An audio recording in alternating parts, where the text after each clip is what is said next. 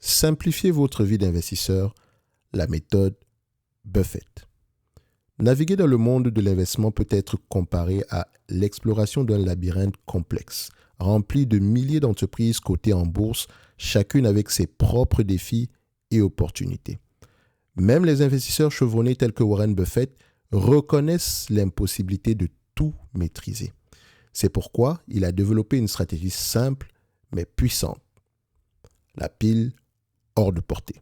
Ça ressemble à ça essentiellement. Et on va l'expliquer. Donc, au-delà du cercle de compétences, la nécessité de la sélection. En tant qu'investisseur averti, vous avez probablement déjà entendu parler du concept du cercle de compétences qui encourage à investir uniquement dans des domaines que vous comprenez bien. Cependant, même au sein de ce cercle, certaines entreprises peuvent s'avérer particulièrement complexes à analyser. La pile hors de portée agit alors tel un filtre supplémentaire vous permettant d'éliminer les opportunités qui pourraient vous faire perdre un temps précieux et vous exposer à des risques inutiles.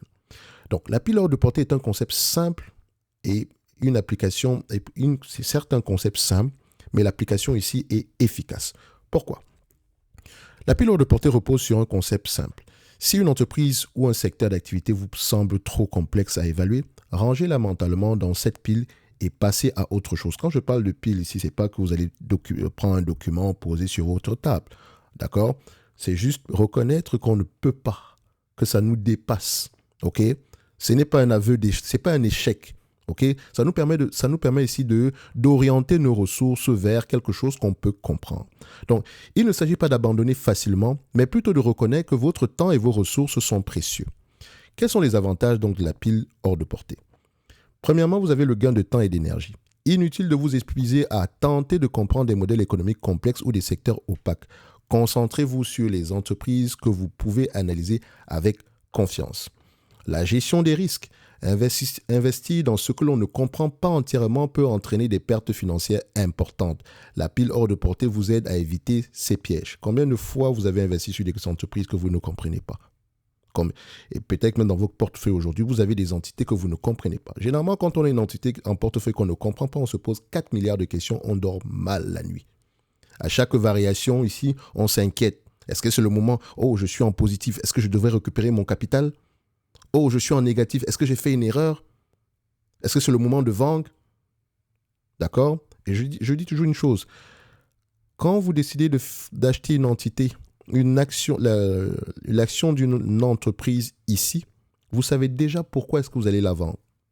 Donc la décision les éléments qui pourraient vous encourager à vendre sont déjà vous les connaissez déjà dès le départ.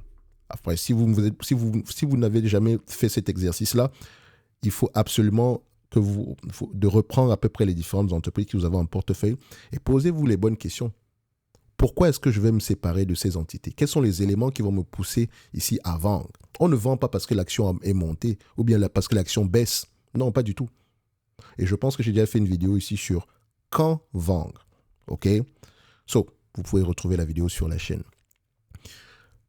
Troisièmement, vous avez la concentration sur la qualité. Le marché regorge d'opportunités.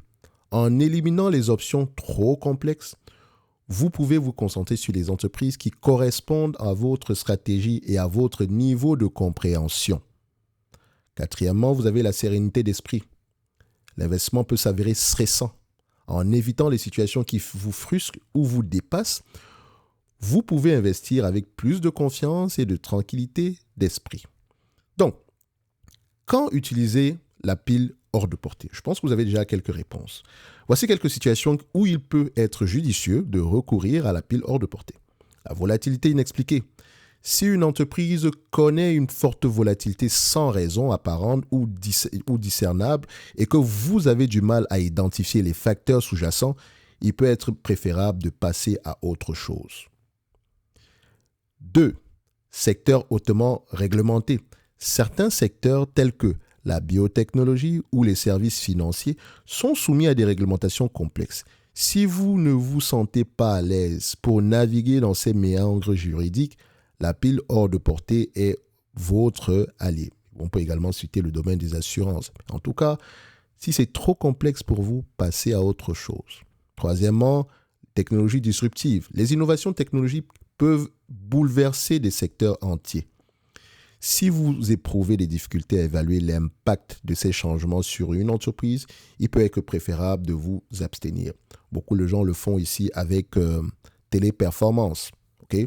C'est une bonne décision. Si vous ne comprenez pas l'impact que l'intelligence artificielle générative aura sur le business de Téléperformance à long terme, vaut mieux passer à autre chose. OK? Donc, en conclusion, la pile hors de portée ne doit pas être une excuse pour la paresse ou l'ignorance. C'est un outil stratégique qui vous permet d'investir avec sagesse et simplicité. Pendant très longtemps, je n'investissais pas sur les compagnies bancaires ou les compagnies d'assurance parce que je ne les comprenais pas. Mais à une certaine période, j'ai pris du temps pour m'instruire sur le secteur d'activité. D'accord? Et à la longue, j'ai développé, même pas développé, parce que j'ai pu déterminer à peu près quels sont les éléments que je devrais aller regarder sur une compagnie bancaire, d'accord, ou bien sur une compagnie d'assurance. Et je sais également que dans le domaine des assurances, je n'aime pas un certain type d'assureur, à savoir ceux qui vendent généralement des assurances vie. C'est un business que je n'aime pas beaucoup. C'est pas que le business en lui-même, en tant que l'assurance vie, c'est toujours intéressant, ok. Mais en termes d'analyse, ça peut être assez complexe. Parce qu'on ne sait pas quand est-ce que l'entreprise prend des mauvaises décisions. On peut signer des contrats ici, le chiffre d'affaires augmente, le bénéfice augmente, mais quand le client, voilà, on ne sait jamais. Imaginez que vous allez signer des contrats d'assurance vie sur une population qui est peut-être ici avec un âge moyen de 70 ans. On s'entend que il y a de grandes chances que sur les années à venir, qu'il y ait énormément de réclamations. N'est-ce pas? Donc, il faut faire attention. Il faut toujours aller regarder la structure même de ces polices d'assurance-là. Mais attention, ça va être c'est un... Comment on dit ça? Ça demande énormément de travail. OK? Donc, soit vous faites confiance au management, soit vous regardez quelques éléments quantitatifs ici, mais après, moi, j'ai juste décidé de ne pas m'intéresser à ce secteur d'activité. Point. Ça, c'est juste pour moi. Ça, c'est pour le moment. Parce que je n'exclus clairement pas le droit ici de revenir et de m'instruire en profondeur sur ce secteur d'activité-là. OK? Donc, on continue. En vous concentrant sur les entreprises que vous comprenez bien et en évitant celles qui sont trop complexes, vous pouvez augmenter vos chances de succès à long terme et profiter d'un parcours d'investissement plus serein. N'oubliez pas que l'investissement est un marathon, pas un sprint. La patience, la discipline et la capacité à reconnaître ses limites sont des qualités essentielles pour réussir sur le long terme. En description de la vidéo, vous avez le service Top Premium Plus où généralement on analyse, on a des formations sur différents secteurs d'activité afin de vous aider ici à mieux les appréhender. Okay? Ce sont des formations pratico-pratiques. Donc, si on analyse le secteur financier, on va passer par les bancaires, quels sont les éléments à regarder en pratique. On va passer par les compagnies d'assurance, quels sont les éléments à regarder également en pratique, etc. Okay? Si vous avez des questions, vous pouvez réserver un appel. Vous avez également la watchlist ou bien le pack du débutant sur la même page. Okay? Et comme je l'ai mentionné tantôt, si vous avez des questions, vous réservez un appel. Okay? Donc, prochainement, si une entité vous semble trop complexe à analyser, passez à autre chose. C'est une très bonne décision. Il y a certainement dans ce monde quelques entreprises que vous pouvez comprendre. Et donc, concentrez-vous donc sur ces entités-là. OK? Concentrez-vous sur ce que vous pouvez comprendre. C'est plus facile. Et le processus ici d'analyse est plus réjouissant.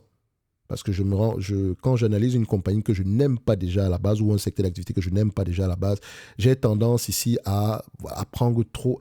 comment on dit ça? J'ai tendance ici à ne pas prendre du plaisir. OK? Enfin, moi, je prends du plaisir à analyser les entreprises. Je ne sais pas pour vous, mais moi, j'aime ça. OK? Bref, merci, au revoir.